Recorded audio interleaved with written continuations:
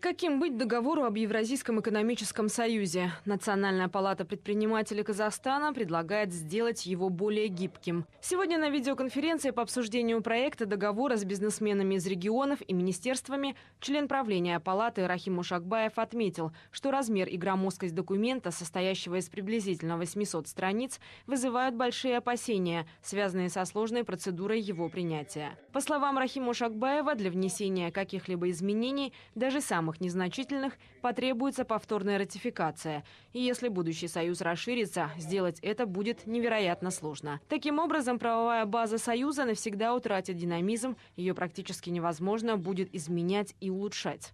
Как считает в Национальной палате предпринимателей, будет оптимальнее, если базовые вещи союза, его институты, структура и функции будут закрепляться международным договором с ратификацией, а остальные, особенно отраслевые вопросы, юридическими документами меньшей силы.